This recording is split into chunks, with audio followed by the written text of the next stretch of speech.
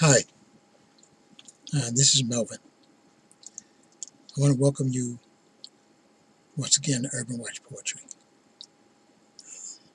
This is the evening that Donald Trump is making his State of the Union address, um,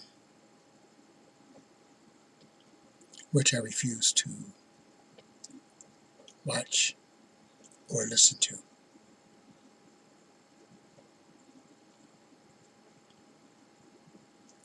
Mainly because I know that what I hear won't be the truth. Um, Over the next several months, I'm going to be doing a series of poems and dialogue that reflect my perception of the State of the Union, of the way things are in the country in which I was born, the country which I grew up in, the country that I love. Um, I'm, I'm dismayed um, by the corruption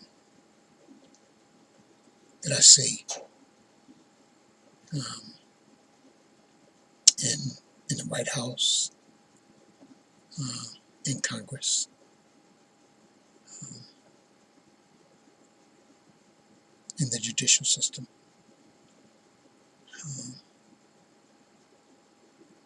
and the first thing that I want to address is racism. I want to lay to rest the debate uh, over not over whether or not Donald Trump is a racist,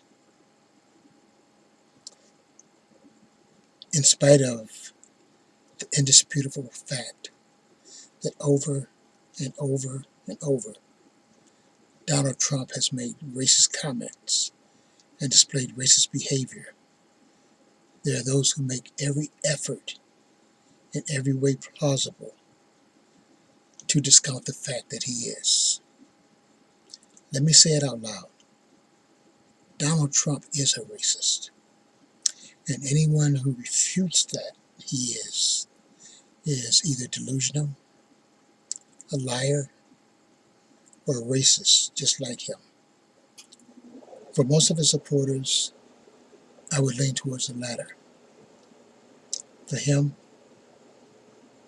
I would include all three, as evidenced by his recent remarks about what he termed shithole countries, about the comments that he's made about people of color, to people like Tom Cotton, David Perdue, Kirstjen Nielsen, Mitch McConnell, Devin Nunes, Paul Ryan, Trey Gowdy, and probably basically most of the Republicans. I would say I don't question who you are. I question what you are.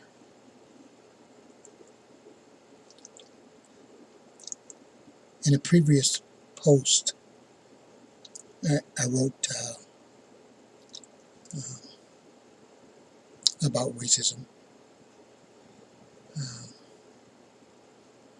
and let me preface by saying there, uh, probably hate is a very strong word. If someone were to ask me, is there anything or anyone that I hate? My answer would be, I hate racism and I hate Biloxi, Mississippi.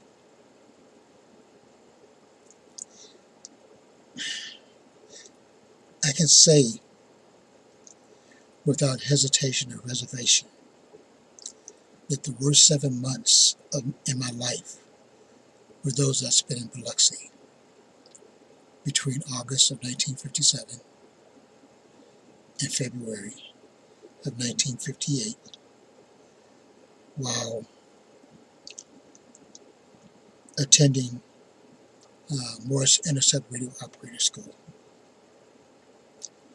At age 17, having grown up in Toledo, I was totally unprepared and unable to grasp the racism and bigotry that I experienced both on and off base. I remember like it was yesterday, sitting in my room with the lights out on Christmas of 1957, crying like a baby. My heart feeling like it had weights on it. Wishing I was home. Hating everything about Biloxi, the people, and the place. When I left there in February of 1958, I went down to the train station, went to the side that said colored, bought my ticket, got on the train, and I don't even remember looking out the window until I got into Ohio. I made a vow to myself to never allow anyone to treat me like that again. And I did everything I could that I had to do to keep that vow.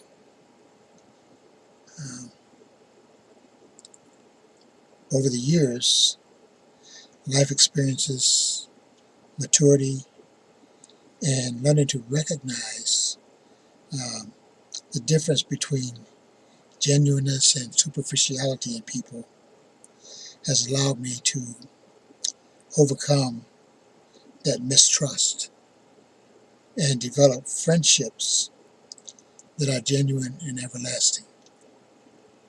But in the beginning, I always read between the lines. I believe that love and hate are the two most powerful emotions that we experience and are even the catalysts to a lot of what we feel about one another. Love is uplifting. Hate is self-destructive. Everything about Donald Trump reminds me of Biloxi, Mississippi.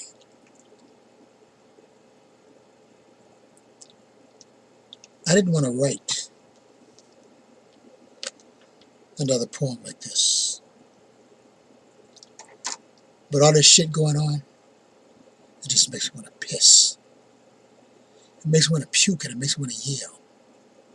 Every time I think about it, I get mad as hell. You got motherfuckers talking about annihilation, burning all black people in a mass cremation. Got dumb motherfuckers getting up on the news saying this ain't like what happened to the Jews. Genocide is genocide. It don't matter how it's done. It means to wipe out a people to the very last one. I didn't want to write another poem like this. But when I look around and see all this shit amiss, it makes me want to scream and it makes me want to shout.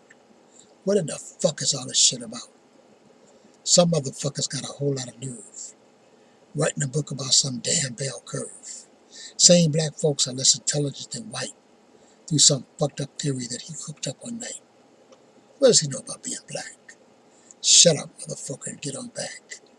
Opportunity, that's the only crown that you wear. And oppression and bigotry is what got you there. I really didn't want to write another poem like this. About politicians sitting on their ass in bliss, making a contract with America ain't nothing but a scam. Trying to act like they really give a damn. There's only one thing they care about for sure. They want the rich to stay rich, and they want the poor to stay poor. They use the Constitution as a legalized docket to get their grubby little hands into everybody's pocket. So to Bob and Newt and that fucked up crowd, what I got to say, I want to say it loud. Fuck you and your contract. I will stand up and fight if you try to fuck with my civil right. I mean, I really didn't want to write another poem like this. But I refuse to be the great American abyss. I reject the notion that because I am black, that's a legitimate reason to hold me back. I reject the notion that says you will find that the color of my skin means an inferior mind. I reject the notion that's so frequently expressed that my brothers and my sisters are no longer oppressed. Land of the free, home of the brave, never look upon me again as a slave. Oh, say can you see by the dawn's early light, my brothers and my sisters, we must all unite. We must join hands and shout, no more, no more. Our homes and our children are worth fighting for. By any means necessary, I know we'll survive. My beautiful black people, let's keep hope alive.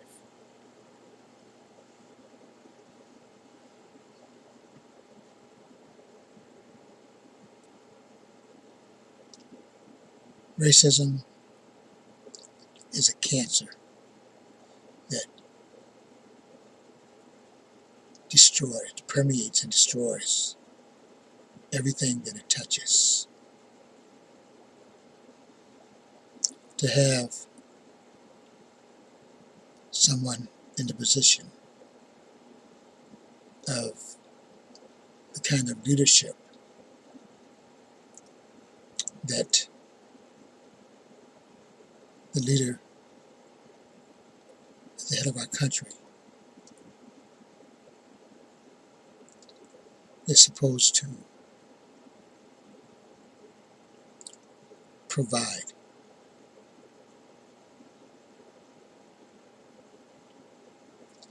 When it's infiltrated based on bigotry and racism and xenophobia,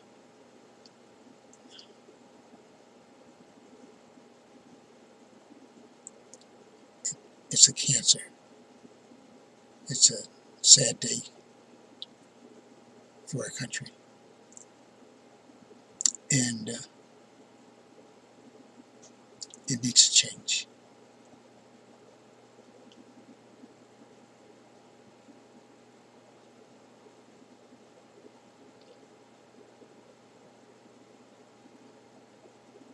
We need change.